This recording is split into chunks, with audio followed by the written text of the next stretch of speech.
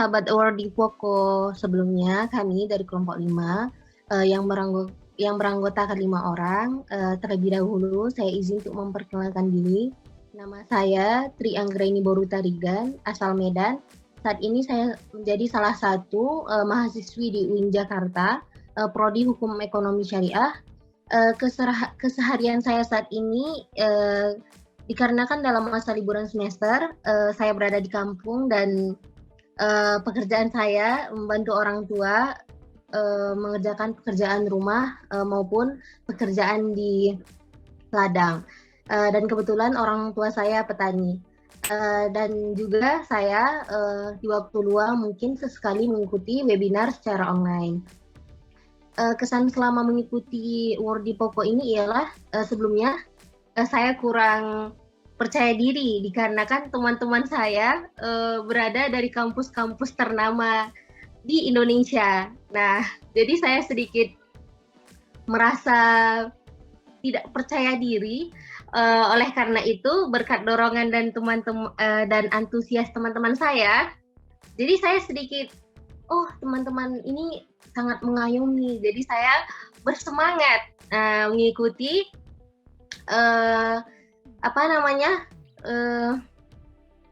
tugas maupun acara-acara lain yang dibuat oleh World di Poko ini. Mungkin sekian, terima kasih. Untuk perkenalan selanjutnya, Muti, silahkan Muti. Halo guys dan Halo. sobat Poko, kenalin nama aku Mutiara, asal aku dari Medan. Aku kuliah di Universitas Negeri Medan.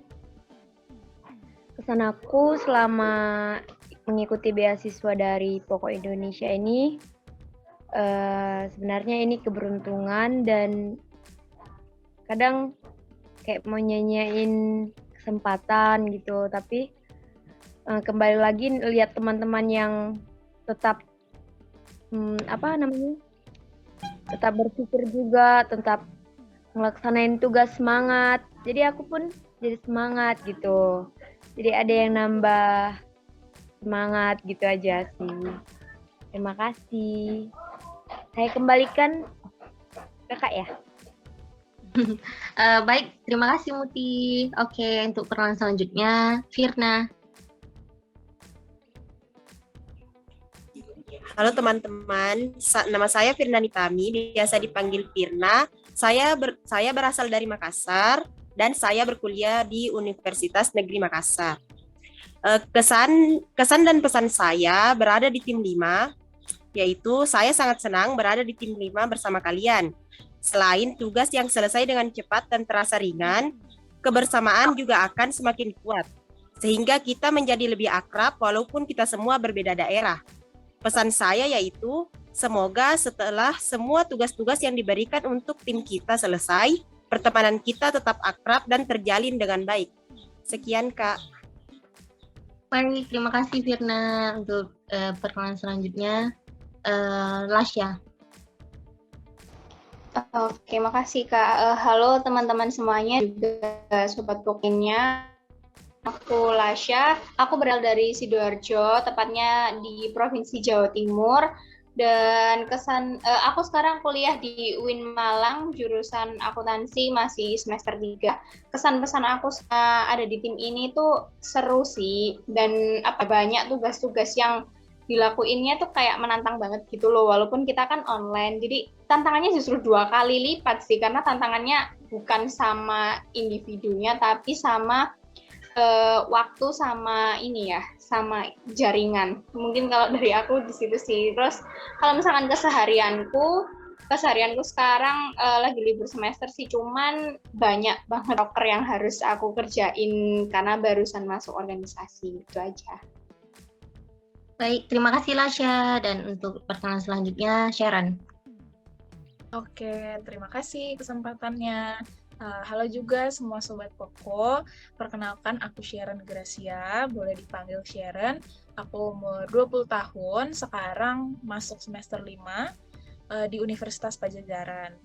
Dan pesan-pesan selama mengikuti beasiswa Poko ini senang sekali karena ditempatin di tim yang semuanya tuh bekerja gitu ya, semuanya ikut andil dalam semua tugas. Berarti sekarang tugas ketiga ya, tugas kelompok, dan senang banget karena semuanya ikut bekerja gitu, dan semuanya juga kasih saran yang sarannya tuh bagus-bagus gitu sih, dan jadi memacu semangat aku juga sih untuk bisa terus sama-sama bekerja sama teman-teman gitu.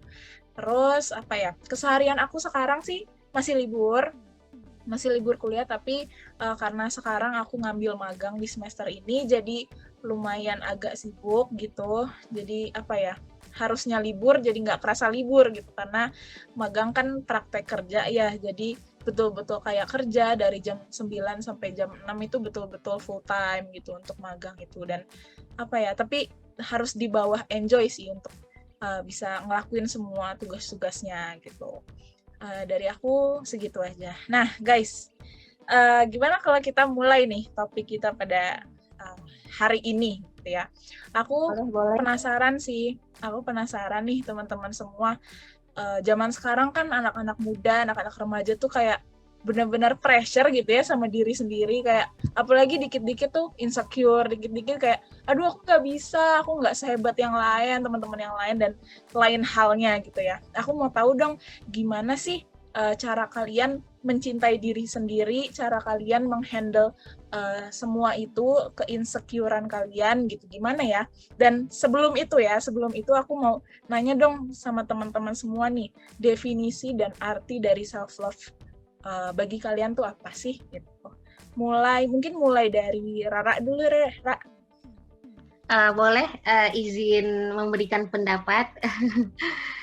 Menurut saya tentang self love itu, setelah banyaknya kegiatan sehari-hari, kita butuh waktu me time. Jadi waktu me time itu di situ kita mungkin untuk membahagiakan diri sendiri. Kenapa membahagiakan diri sendiri? Mungkin kita bareng teman-teman ketawa, cerita-cerita bareng, tapi kan kita nggak tahu self seseorang tuh mungkin di dalam dia butuh waktu untuk menyendiri kayak gitu. Jadi kalau dari aku sendiri, self love itu butuh me time, setidaknya mungkin makan beng-beng satu tapi sendiri gitu, bukan maksud pelit atau apa, maksudnya untuk oh hari ini aku harus me time gitu, untuk meringankan mungkin dari beban dari pelajaran, atau mungkin dari dengan beban-beban yang lain. Seperti itu. Sekian, terima kasih. Wih, keren banget sih, mantap. Nah, mungkin selanjutnya Muti deh. Muti, menurut kamu nih, apa sih definisi dari self love menurut kamu? Oke, izin kasih pendapat. Menurut aku, self love itu dimana kita memberikan ruang untuk diri sendiri. Maksudnya bukan hanya waktu, tapi dimana kita mengapresiasi, bukan menurunkan value-nya diri kita gitu. Boleh self love tapi harus punya standar. Jadi kan kadang kita insecure kan lihat orang. Kan pembahasan topik hari ini kan tentang insecure gitu kan. Nah, jadi menurut aku kalau insecure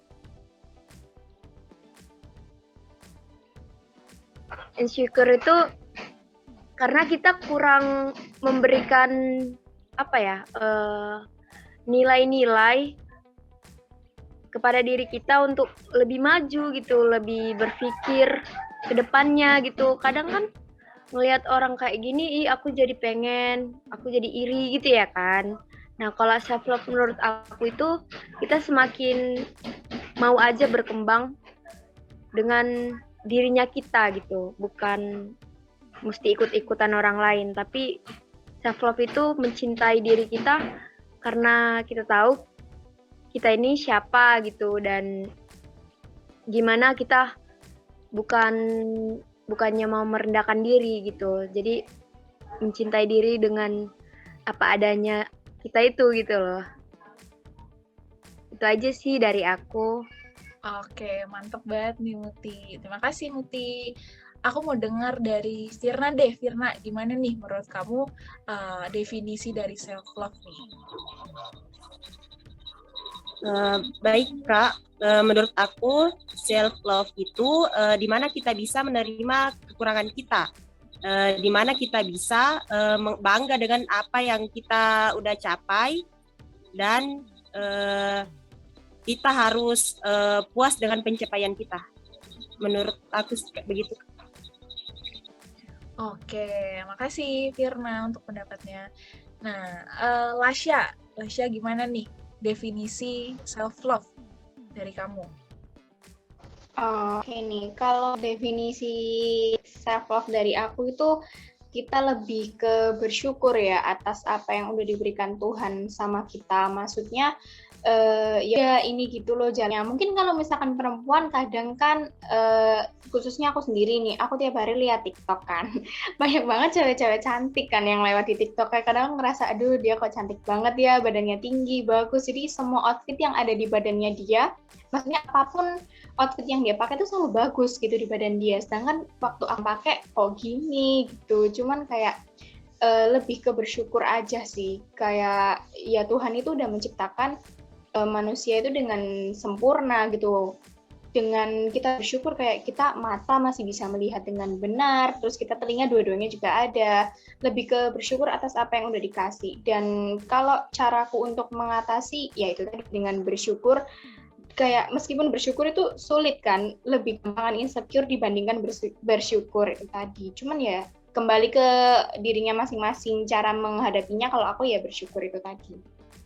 Oh ya, ngomong-ngomong nih, kan kita udah selesai ngomongin tentang mencintai diri sendiri nih. Nah, aku yang tahu nih, kira-kira waktu kalian kan sebagai habis di siswa dan jadi mahasiswa nih, pasti kan waktunya berbeda juga kan, mulai dari yang dulunya sekolah, atau nggak pulangnya sore, mungkin dulu sekolahnya ada yang pulangnya siang. Sekarang kan jadi mahasiswa nih lebih sedikit untuk matkul, mungkin nggak sampai seharian kan, pasti banyak banget waktu luang, tapi biasanya kepotong karena organisasi atau karena magang atau apa. Nah, aku pengen tahu nih, perubahan kebiasaan apa dari teman-teman yang teman-teman rasakan mulai dari menjadi siswa terus ke mahasiswa, dan gimana sih caranya teman-teman tuh ngatur waktu teman-teman buat main, belajar, dan juga melaksanain tugas-tugas kuliah, dan juga kalau misalkan ikut organisasi gitu. Aku mau tahu pendapatnya dari Kak Muti dulu.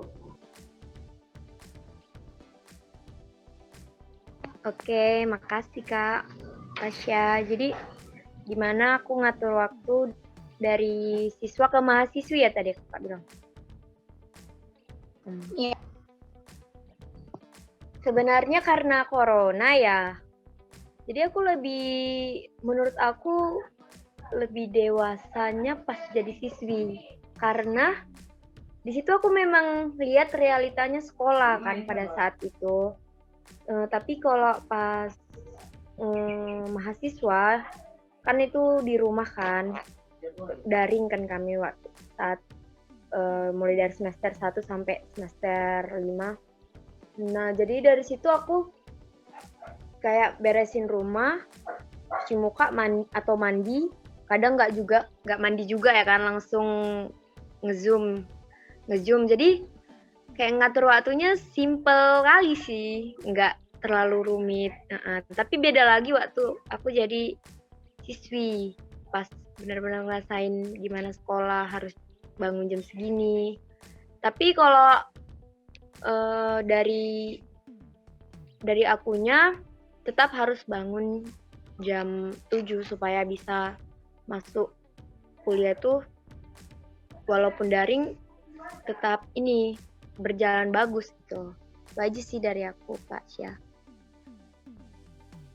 Oke nih, bagus banget nih. Ya itu emang realita waktu corona emang gitu sih, mahasiswa nggak pakai mandi langsung cuci. Oke, sekarang selanjutnya nih pendapatnya dari Kak Sharon nih, aku pengen tahu.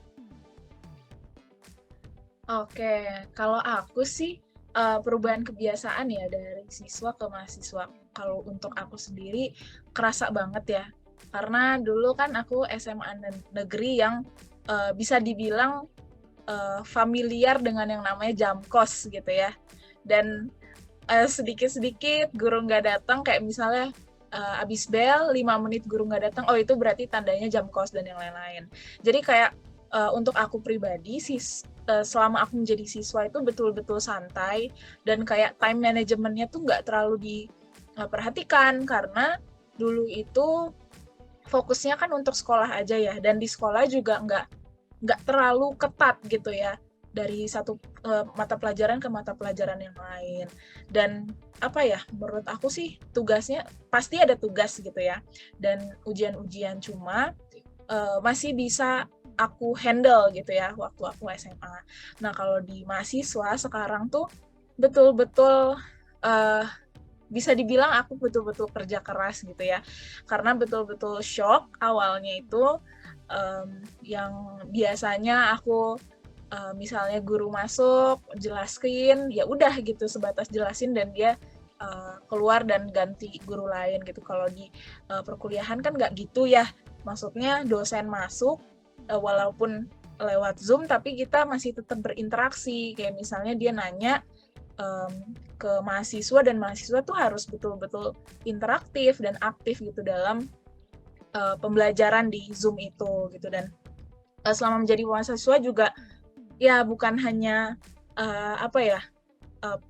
mata kuliah aja, tapi ya tadi kan Lasya juga ikutan organisasi gitu kan, banyak juga rapat-rapat yang pastinya dilakukan di luar jam kuliah gitu, dan itu kan harus betul-betul diatur ya waktunya, kalau enggak kan betul-betul nabrak tuh kan.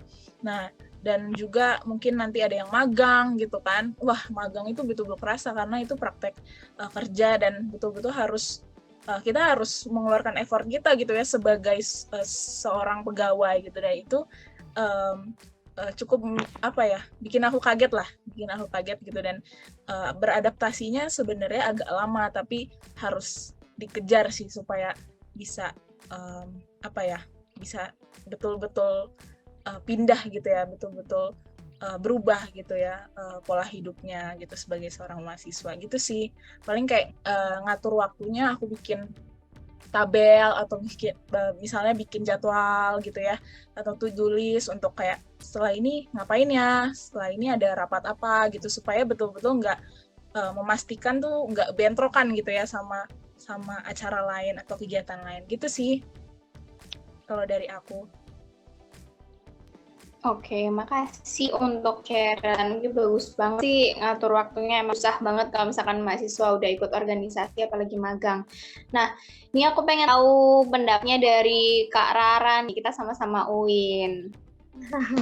Oke, izin ya teman-teman. Nah, soal lead time management-nya, perubahan dari kebiasaan dari siswa jadi mahasiswa, dan kebetulan kemarin itu aku asrama. Jadi waktu asrama tuh full time banget, dari bangun sampai tidur lagi itu udah dijadwalin kayak gitu. Jadi mau nggak mau harus mengikuti tata tertib bangun sampai tidur lagi kayak gitu. Nah, kebetulan aku di Jakarta itu aku ngekos, jadi waktunya itu kan baru masuk offline-nya, baru masuk kemarin di semester 4. Jadi waktunya tuh masih bisa dikatakan belum full banget, maksudnya masuk kuliah tuh secara online ataupun offline kayak gitu. Nah, jadi untuk gimana sih dulu waktu di asrama tuh belajarnya tuh harus memang ini harus belajar kayak itu, dituntut memang belajar. Jadi maupun nggak mau belajar, jadi harus belajar kayak gitu. Nah, jadi sekarang kan tinggalnya di kos nih. Jadi aku memanage diri aku tuh main sambil belajar kayak gitu. Jadi ketika pun aku main, aku bisa dapat pelajaran. Tapi ketika aku belajar tapi main, nah itu yang nggak bisa gitu. Jadi aku walaupun mungkin lagi nggak punya waktu, tapi di saat aku nggak punya waktu itu, aku di situ mulai belajar kayak itu. Jadi kalau main sambil belajar, itu mungkin akan dapat pelajarannya. Tapi kalau belajar sambil main itu nggak akan masuk gitu menurut aku. Sekian, terima kasih. Oke, makasih. Ya, oke, selanjutnya aku pengen tahu nih dari Kak Firna. Pengalaman aku sewaktu jadi siswa itu waktu pandemi kan guru kami itu mungkin absen dan beri tugas aja. Kemudian tugasnya tuh nggak diperiksa dan tiba-tiba mau ujian gurunya nagih terus kan aku tuh waktu pandemi tuh agak nunda-nunda tugas. Di waktu itulah aku belajar untuk selama aku menjadi mahasiswa sekarang, aku mengubah cara berpikir aku untuk lebih cepat dalam mengerjakan tugas. Karena kan waktu aku jadi siswa itu sehari sebelum deadline, aku mengerjakan tugasnya. Jadi agak susah untuk ngumpul tugasnya secara mendadak gitu. Dan selama aku menjadi mahasiswa sekarang, banyak perubahan yang udah aku rasain ketika dari segi tugas juga dan dari segi keaktifan dalam ketika dosen memberikan pertanyaan itu alhamdulillah aktif dalam menjawab. Terima kasih. Dan nah sekarang kita sudah membahas tentang time management. Yang lebih penting dari time management yaitu critical thinking, di mana critical thinking itu untuk membantu kita mendapatkan keputusan yang masuk akal. Saya ingin tahu nih pendapat teman-teman mengenai critical thinking. Saya ingin tahu pendapat dari Kak Lasya. Kak Lasya, saya persilahkan. Oke, makasih. Kalau misal dari aku nih, critical thinking itu menurut aku tuh gimana caranya aku ngerespon seseorang dalam bentuk apa ya? Mungkin nggak bisa dalam bentuk penilaian. Misalnya contohnya dalam satu masalah aku dihadapkan sama teman aku yang misalnya nih ya, bukan aku nggak ngomongin fakta, misal. Misalnya nih teman aku nih orangnya suka banget jajan, maksudnya dia tuh suka banget jajan sampai dia tuh nggak ngerti mana yang menjadi keinginan dia dan suka ikutan. Kalau misalkan ayo ada di sini ada jajan, mau ikut nggak. Nah kalau misalkan dari akunya sih lebih ke kayak berpikir enggak, aku nggak bisa nih kalau misalkan ngikutin dia terus, karena aku sama dia berbeda tujuan. Dia itu selalu beli yang sesuai keinginannya, bukan kebutuhan. Sedangkan aku lebih ke berpikir kayak, ini sebenarnya aku butuh nggak ya kalau jajan ini. Misal nih, kalau misalkan katakanlah uang 20.000, cuman bisa dapat satu jajan. Sedangkan kalau aku beli di tempat yang B, 20.000 bisa dapat 4 jajan. Pastinya aku akan lebih pilih yang di tempat B, karena itu kebutuhan aku, bukan keinginan aku. Kalau aku lebih ke kayak gitu sih. Terima kasih Kak Lasya. Sekarang saya ingin mendengar pendapat dari Kak Rara. Kak Rara, saya persilahkan. Boleh izin ya teman-teman. Nah, berpikir kritis menurut aku tuh contohnya nih sewaktu presentasi di kelas ya. Jadi kan presentasi itu di situ mahasiswa dan mahasiswa itu dituntut untuk memberikan pendapat gitu. Jadi kalau menurut aku critical thinking ini sesuai dengan pribadi aku dan apa yang aku baca di buku kayak gitu. Nah misalnya nih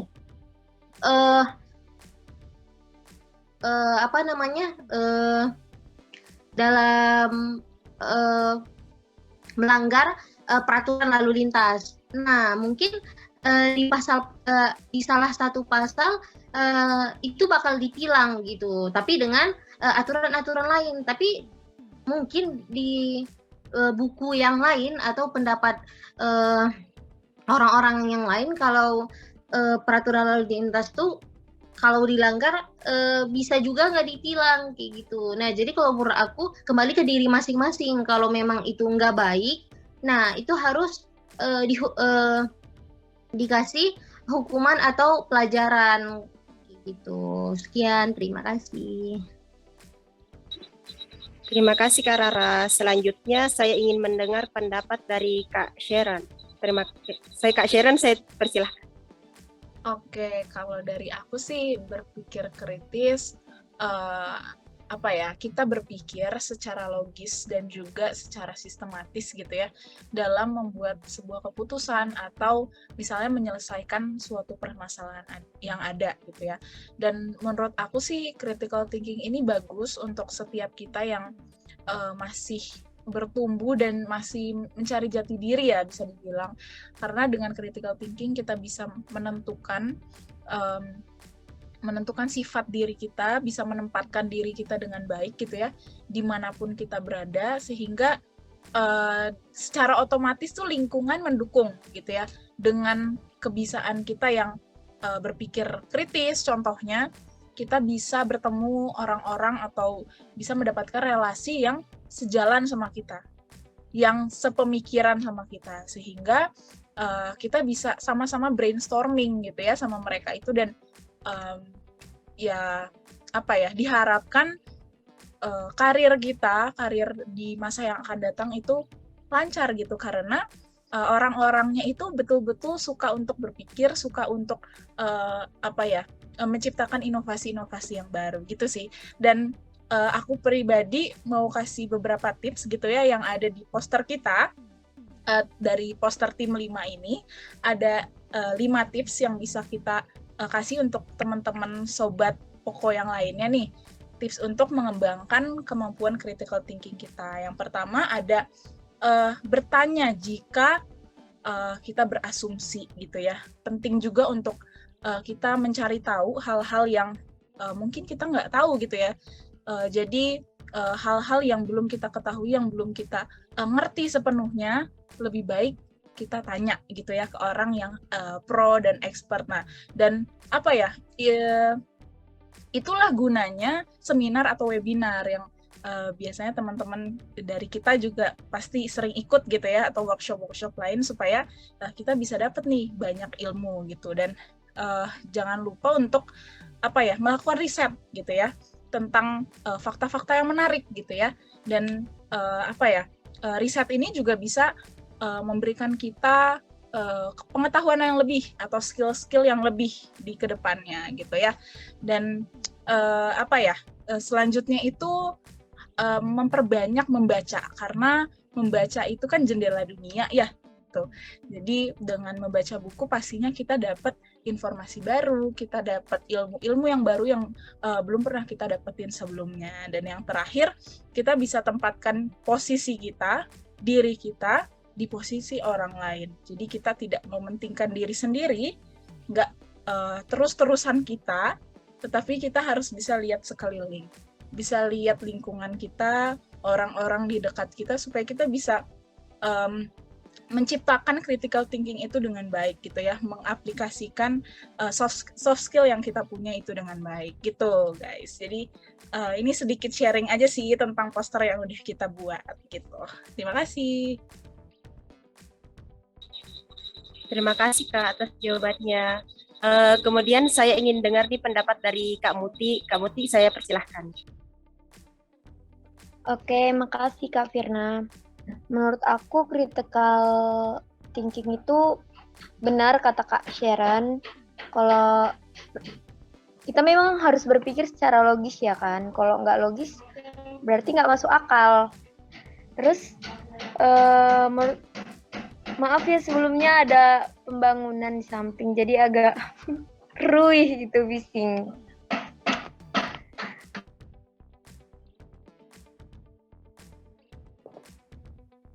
Menurut aku critical thinking ini harus banget kita pelajarin, karena orang-orang sekarang kan pemikirannya udah banyak yang maju-maju kan.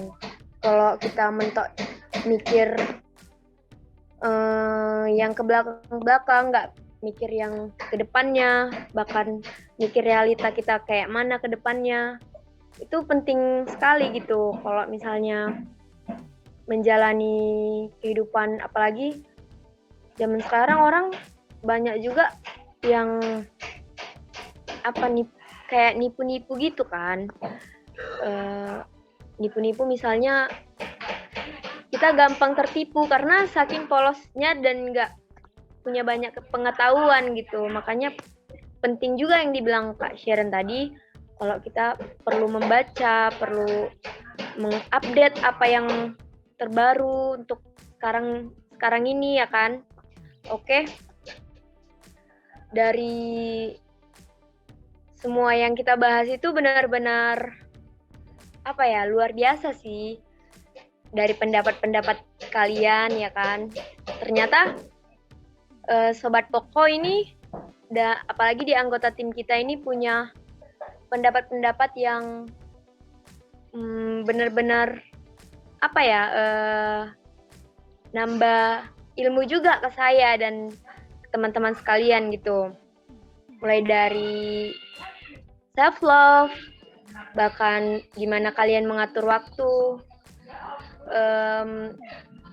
dan kita saling menyadarkan gitu nggak sih, kayak misalnya oh iya ya sebenarnya dari pengalaman misalnya Kak Sharon, Lasya, aku juga gitu. Jadi nambah pengalaman baru gitu. Kalau menurut aku dari kesimpulan tentang self love tadi, gimana kita lebih bermanfaat jadinya waktu kita mencintai diri kita sendiri, lebih bermanfaat sama orang lain. Karena saat mencintai diri sendiri, disitulah kita juga punya motivasi atau keinginan yang lebih kuat untuk maju gitu kan. Dan percaya pada dan kemampuan kita gitu. Oke, terima kasih untuk teman-teman Sobat Poko yang lain yang sudah ikut nonton nih podcast kita. Ya semoga podcast yang kami sajikan sama teman-teman bisa bermanfaat ya, dan juga bisa menambahkan ilmu-ilmu yang baru. Terima kasih, kami dari kelompok 5 yang beranggotakan Sharon, Lasya, Mutiara, Rara, dan juga Firna. Undur diri, terima kasih, dan sampai jumpa. Dadah!